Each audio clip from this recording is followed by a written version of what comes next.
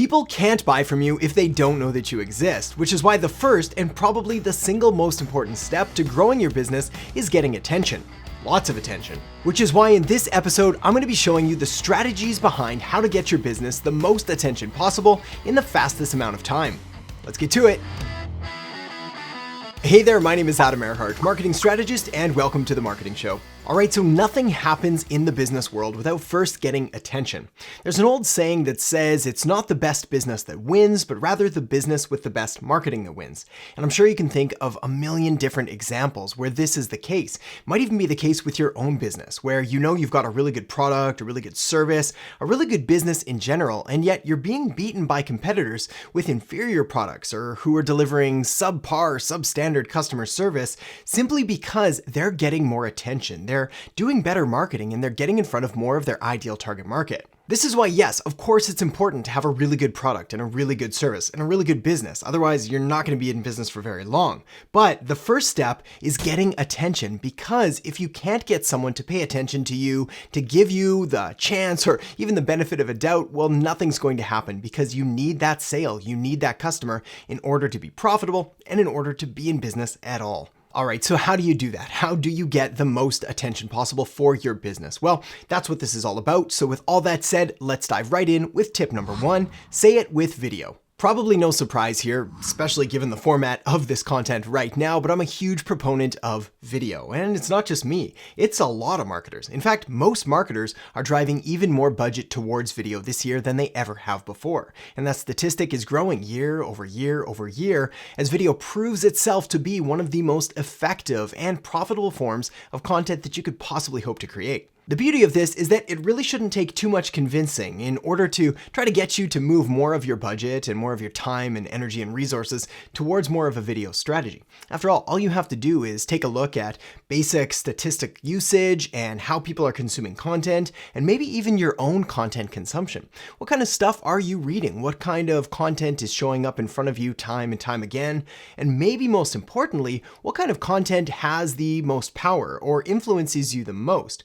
Odds are pretty good that it might be text, it could be graphics, but the reality is that next to an in-person meeting or getting face-to-face and really being in someone's physical presence, video is the next best thing. Now, when it comes to video, obviously there's a ton of different specifics and strategies and all sorts of things that we can talk about later, and I make sure to in a ton of different videos, so you can search them out after this one if you'd like. But the reality is that the barriers to entry with video have come way, way down. You can record with your smartphone, you can record with a webcam, you can up the game a little bit and get a pretty decent camera for $500, even $1,000, and you're pretty much off to the races.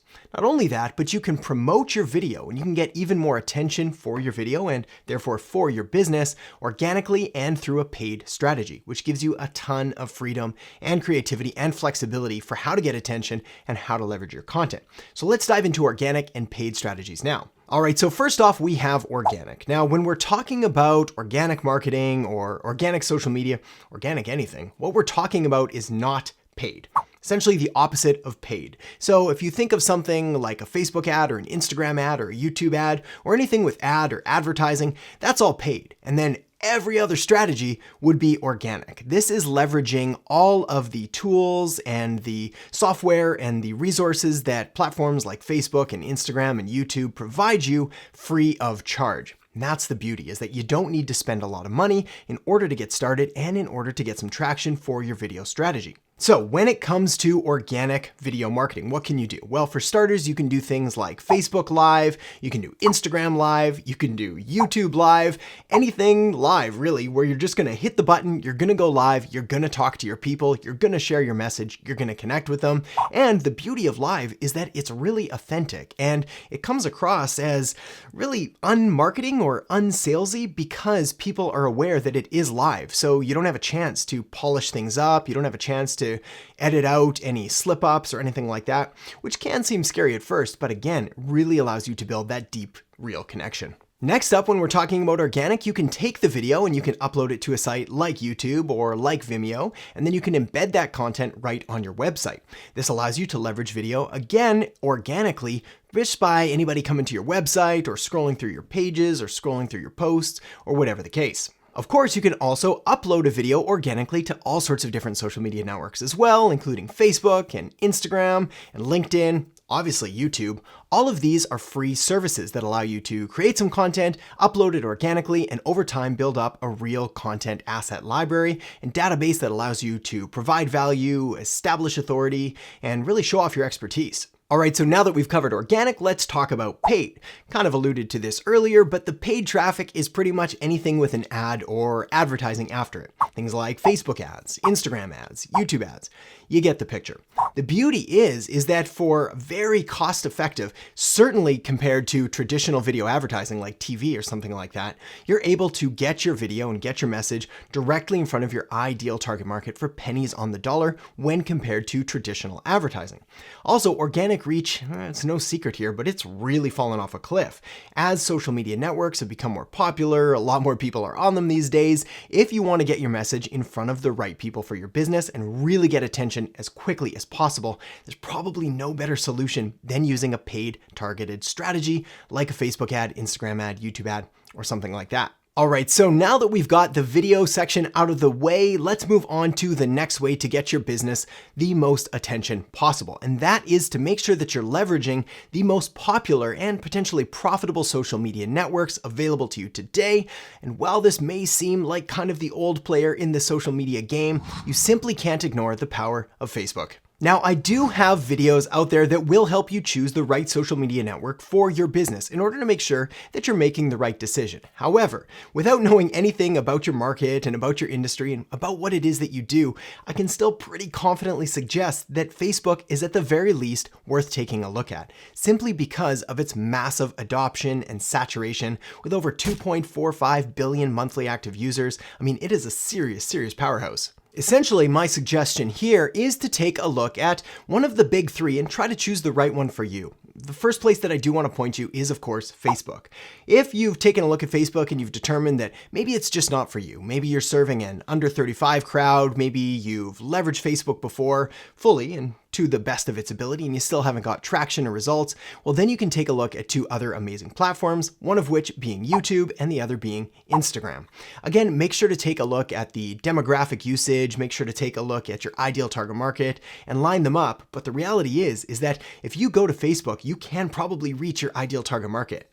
If you can't there, you definitely can on YouTube. And if you can't there, you definitely can on Instagram. So between these three platforms, one of them should form the pillar strategy in order to get your business the most attention possible. All right, but seeing as I led with Facebook being probably the powerhouse of these three, let's take a look at how to leverage it fully in order to get that maximum attention for your business. First of all, Facebook allows you to have a Facebook business page. You can use this to create content and post it on there and use it organically. Reality is here, however, is that organic reach with your Facebook business page is pretty much dead. Next up, you have a Facebook personal profile that you can use to connect with friends and family, but you can also use it to network and to grow your sphere of influence.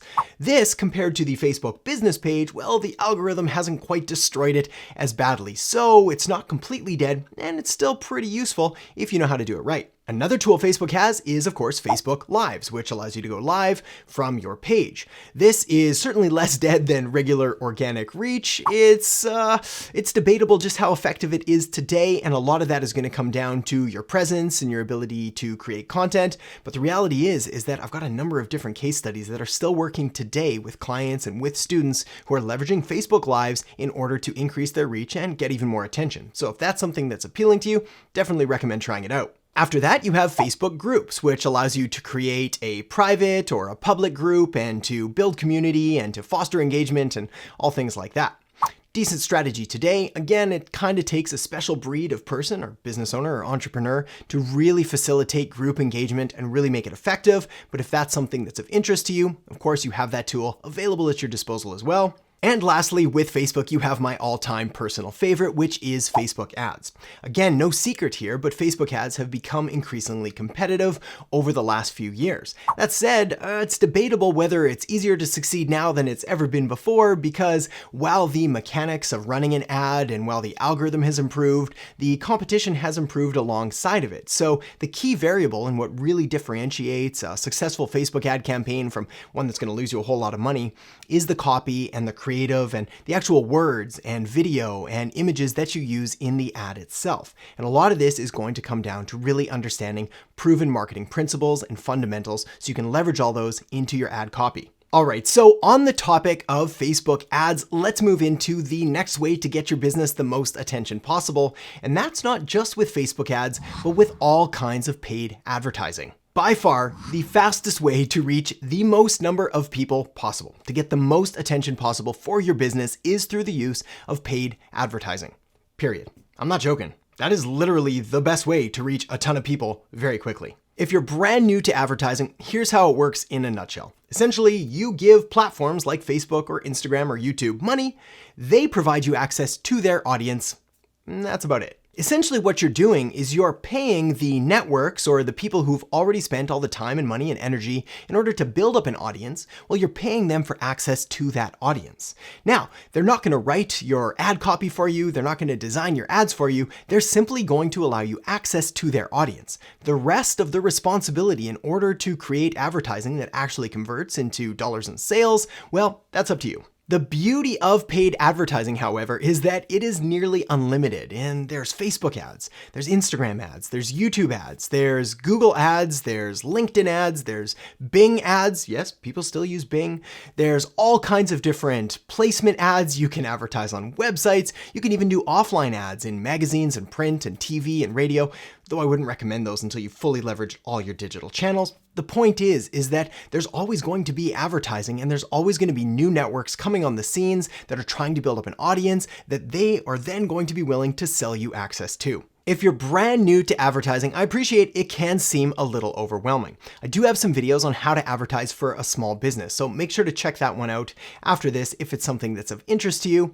But a great place to start in order to kind of get ready and dive into the advertising world is through the use of retargeting ads. Now, what a retargeting ad is simply providing advertising and running ads to people that already know, like, and trust you. So this would be considered a warm audience because they've already come across some of your content.